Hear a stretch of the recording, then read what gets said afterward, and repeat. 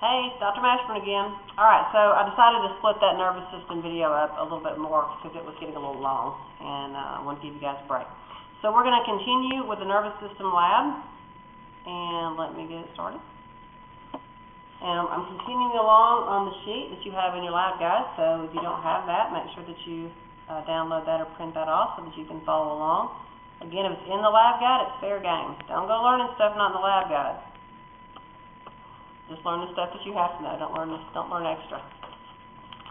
All right, so here we have a cross section of body, and you can see the bone, okay, and you can see this is the brain.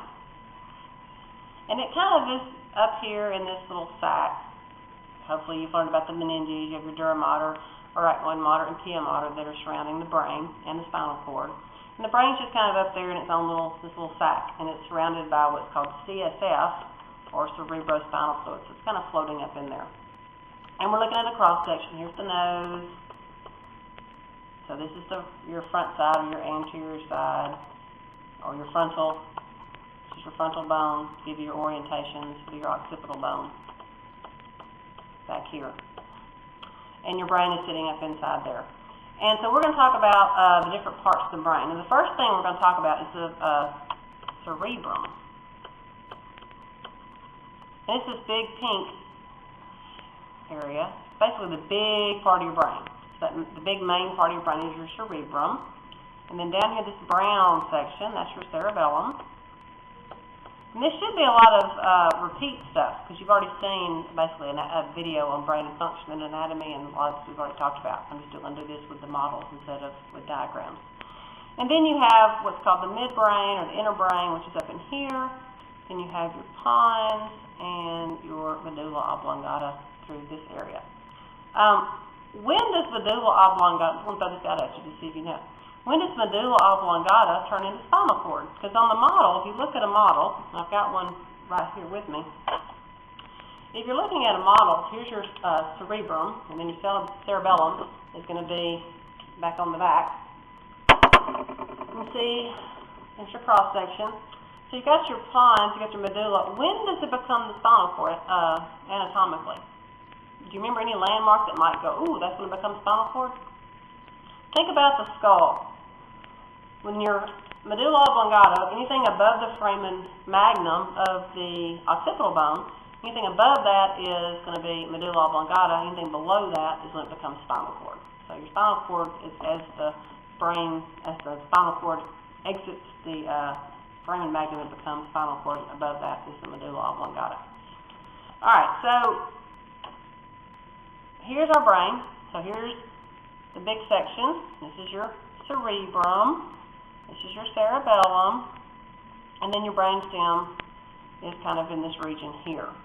You divide your brain into hemispheres, a left and a right. So this is going to be everything over here. It's going to be your right hemisphere. All this is your left. Remember, we're doing anatomical position. Make sure you can do left and right.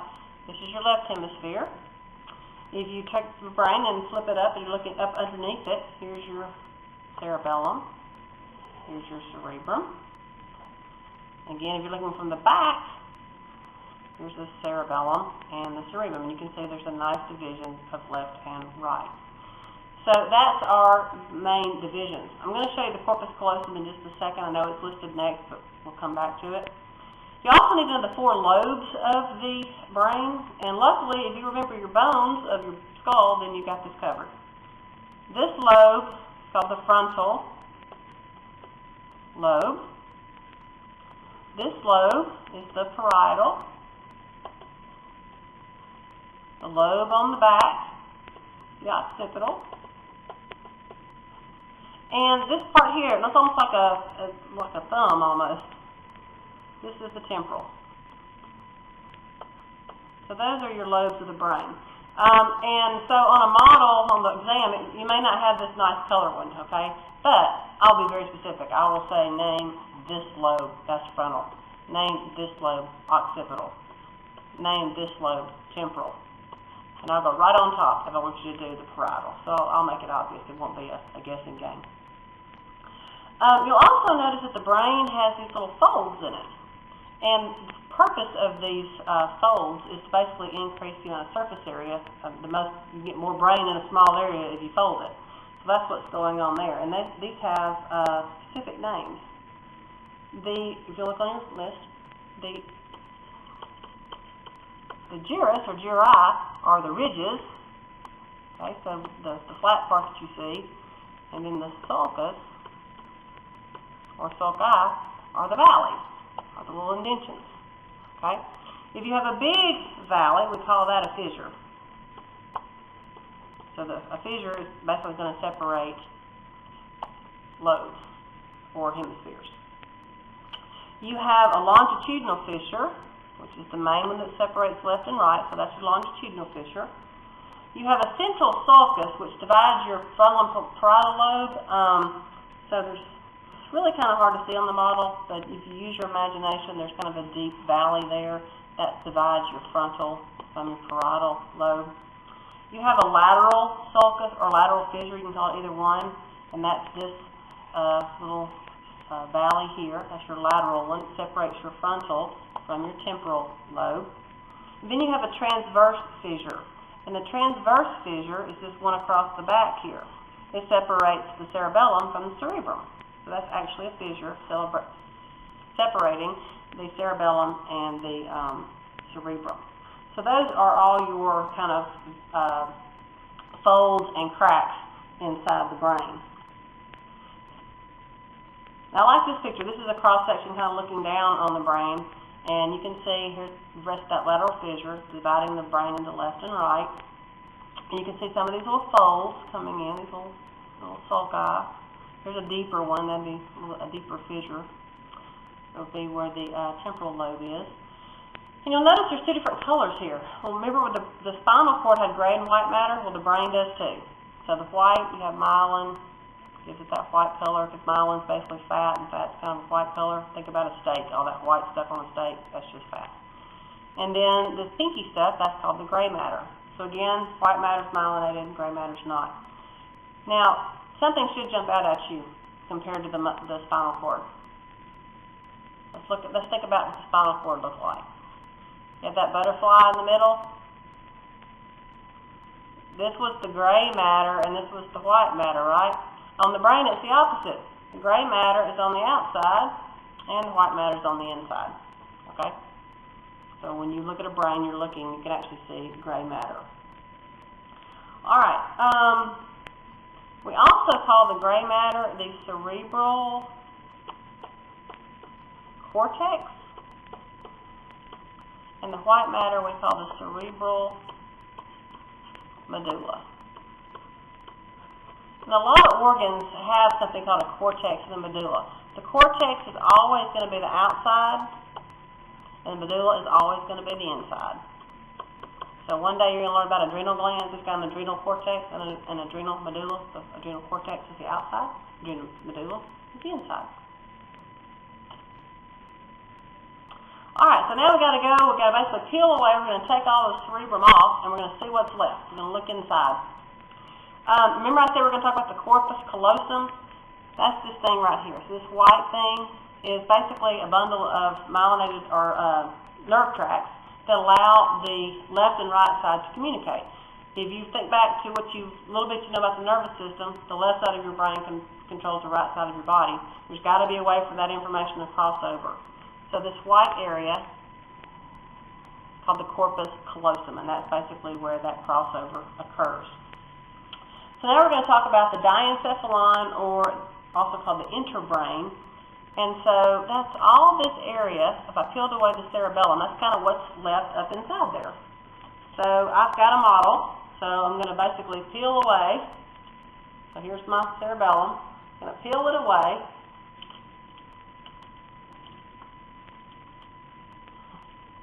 I'm going to peel it away.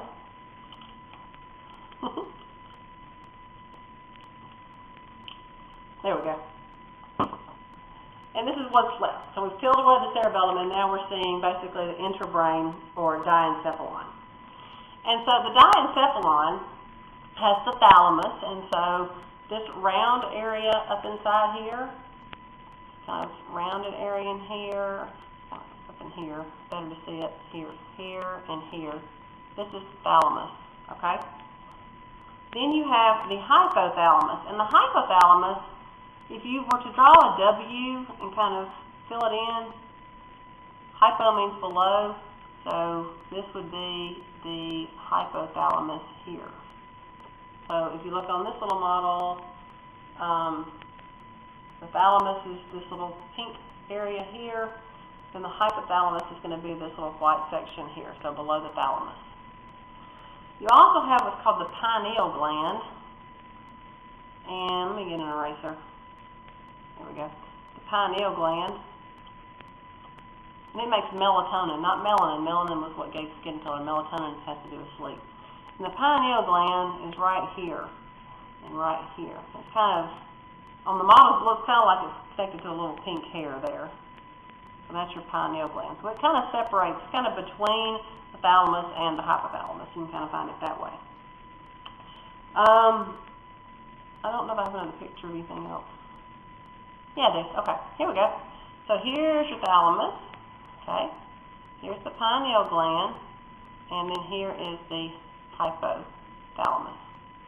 And then if you're looking at the other side, we've also got another little gland attached, and this is the pituitary. Remember, it sits down the cella turcica of the sphenoid bone. And then the way the hypothalamus, this is the hypothalamus, that W, the way the hypothalamus and the pituitary communicate is through this little stalk, and this is called the infundibulum. So you have your thalamus, your pineal gland, and this little hair-like structure there, your hypothalamus, your pituitary, and your infundibulum. If you're looking at a cross-section, you're looking at the cross-section of the brain and the brain stem. This would be coming down to the brain stem. This would be your pons, so you can figure out where you are. And this would be your medulla oblongata. All right.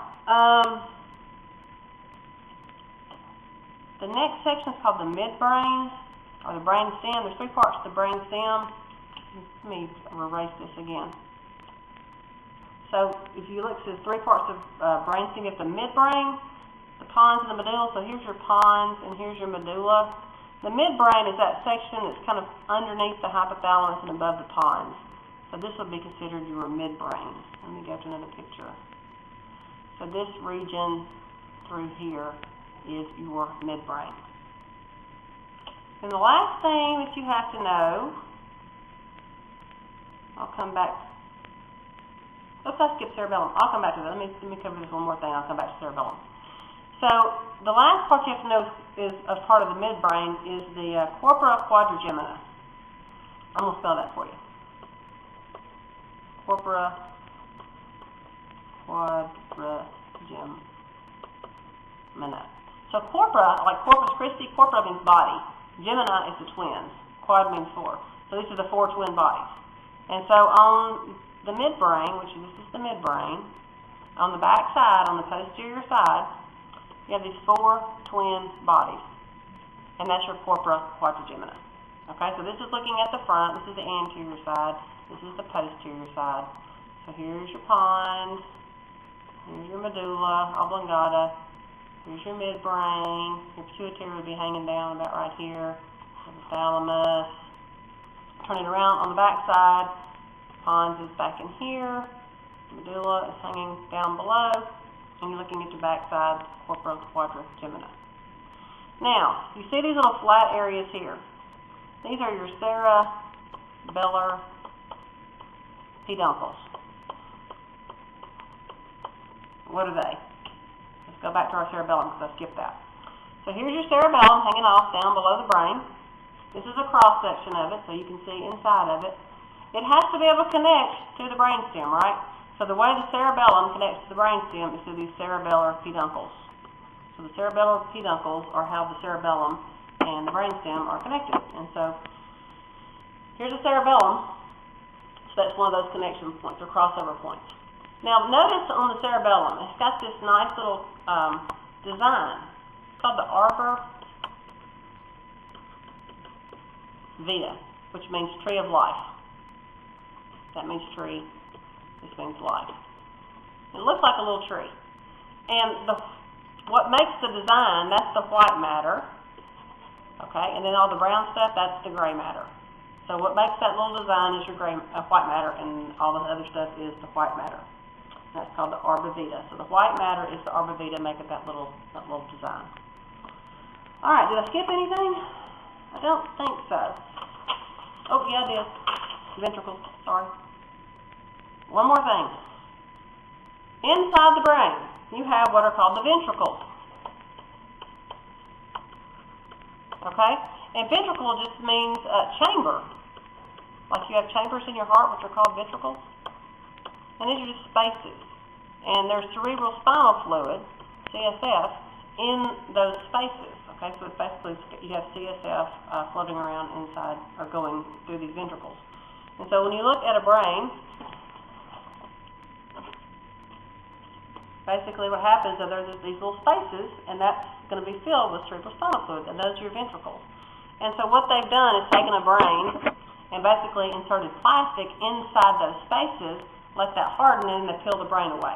So what you have left is a view of the ventricles. So looking at the ventricles, you have basically 4 ventricles. You have 2 lateral ventricles. The left lateral is number 1. Whoops, number 1. The right lateral is number 2. Okay? So this is the posterior side. I've got it posterior, so you're looking from the back. So this is your left side, this is your right side. So this is the number 1, this is the number 2. Number 3 is right here. And it basically, if you think about it, there's a little, where the hypothalamus is, that's basically where number 3 is. Number 4 is down here, and it's this space between the brainstem and the cerebellum. That's number 4. So number 1 and number 2 are kind of up here underneath this corpus callosum. Then you have a tube that connects 3 and 4, and that's called the cerebral aqueduct. An aqueduct just means a tube, like an aqueduct that carries water to a town or something like that. And then the last thing on your list, it says choroid plexus.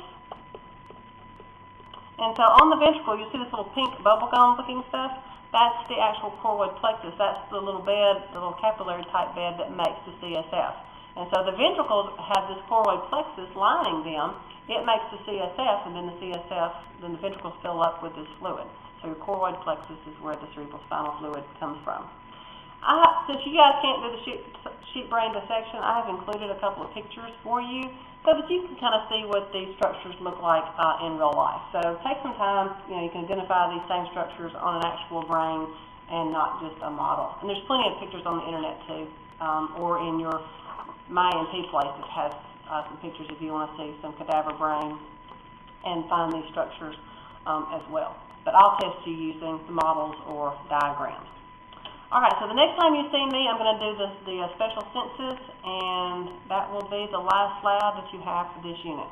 Any questions, let me know. Call me, email me, come by and see me. I'll be glad to help you or any other instructor here at Calhoun. Good luck.